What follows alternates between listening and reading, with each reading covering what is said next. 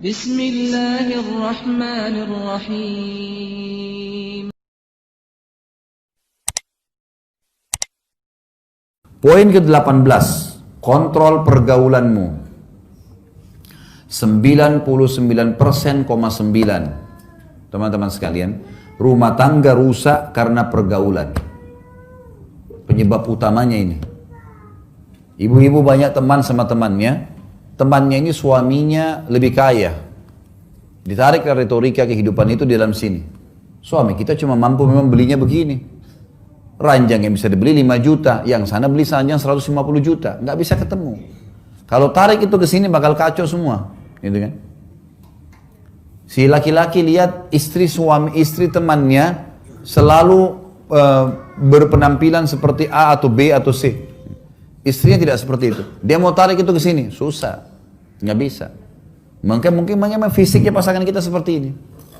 Makanya ada namanya gudul basar, turunkan pandangan. Perempuan disuruh pakai hijab. Semua itu tujuannya untuk itu. Untuk meredam supaya orang jangan cemburu. Kontrol ini teman-teman sekalian. Jangan pernah masukkan orang ketiga atau pola hidup atau pergaulan dalam rumah tangga kita. Tidak bisa. Ada orang subhanallah, ada banyak perempuan saya temukan begitu kasus ibu-ibu. Semua yang dia hadapin suaminya pemikirannya temannya. Sampai pernah terjadi perceraian.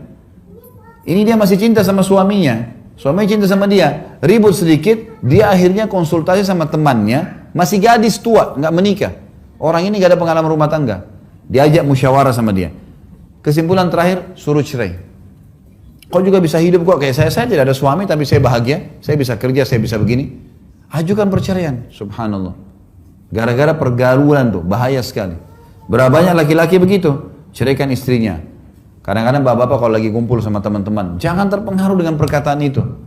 Nih, yang pulang duluan nih berarti takut sama istrinya nih. Kuat-kuatan nunggu di situ sampai jam 12, sampai jam 1. Ngapain?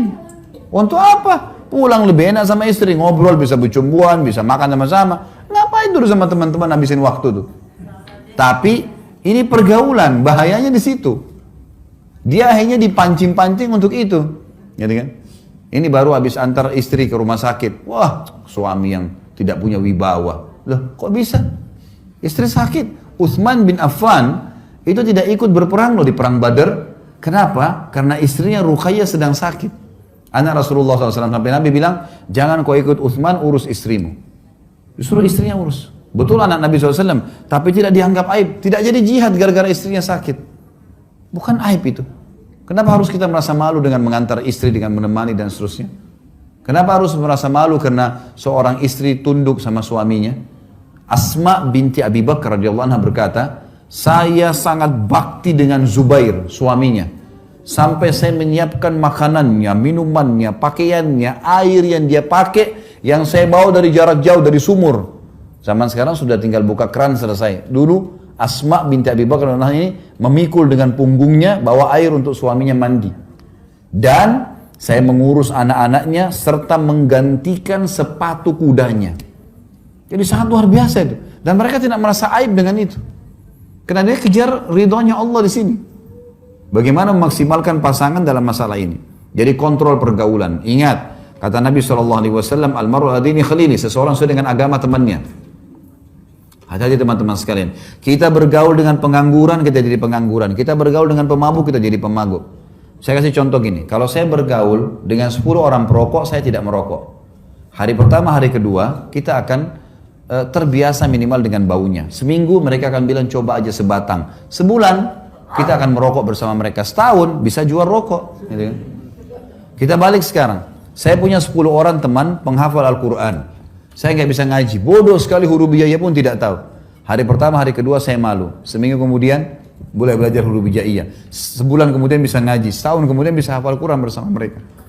Hati-hati pergaulan, bergaul sama orang rusak, rusak kita. Bergaul dengan orang baik, maka baik kita.